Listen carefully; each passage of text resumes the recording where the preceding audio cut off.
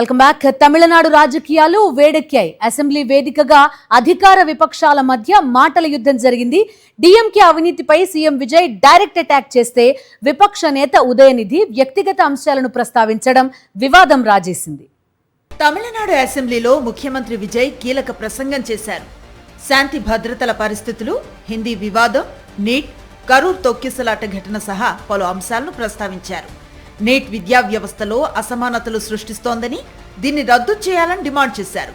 ద్విభాషా విధానానికే తాము కట్టుబడి ఉన్నామని స్పష్టం చేశారు.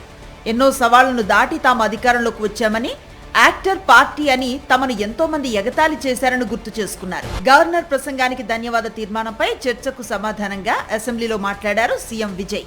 విపక్ష డిఎంకేపై విమర్శలను ఎక్కుపెట్టారు. కేవలం ఒక కుటుంబానికే ప్రాధాన్యతనివ్వటం తమ రాజకీయ విధానం కాదన్నారు. అవినీతిపై అత్యంత కఠినంగా వ్యవహరిస్తామని స్పష్టం చేశారు. పార్టీ ఫండ్స్ కోసం డిఎంకే టాస్మాక్ ఆదాయాన్ని లూటీ చేసిందని, ప్రతి రూపాయి వెనక్కి రప్పిస్తామని గట్టిగా చెప్పారు. இப்படி ஒரு நிலைமை உண்டாக்கி வச்சுட்டு இவங்க சொல்றாங்க நமக்கு ஆட்சி செய்ய தெரியாதுன்னு. எங்க சட்டமன்ற உறுப்பினர்களுக்கும் அமைச்சர்களுக்கும் மக்கள் பணி செய்ய தெரிஞ்ச அளவுக்கு மக்கள் பணத்தை சுருட்ட தெரியாதுதான். విజయ్ వ్యాఖ్యలపై డిఎంకే నేతలు మండిపడ్డారు. ముఖ్యమంత్రి అసెంబ్లీని థియేటర్ గా మార్చేశారని, స్పీకర్ కట్ యాక్షన్ చెప్తుంటే ఆయన నటిస్తున్నారంటూ సెటైర్లు వేశారు. స్పీకర్ మాట్లాడే అవకాశం ఇవ్వటం లేదంటూ సభ నుంచి వాకౌట్ చేశారు. ఈ క్రమంలో విపక్ష నేత ఉదయనిధి స్టాలిన్ వ్యక్తిగత విమర్శలకు దిగటం దుమారాన్ని రేపింది. నిరసన తెలుపుతున్న రైతులను ప్రతిపక్షం రెచ్చగొట్టిందని అనటం, అసంబద్ధమైన ఒక పిట్టకథ చెప్పటాన్ని ఖండిస్తూ ఎక్స్ లో పోస్టు పెట్టారు ఉదయనిధి. అక్కడితో ఆగకుండా విజయ్ వ్యక్తిగత జీవితం గురించి లేవనెత్తారు. చెంగల్పట్టు కోర్టులో తన భర్త కోసం వెతుకుతున్న భార్య కథ కూడా తమిళ ప్రజలకు తెలుసని వ్యాఖ్యానించారు.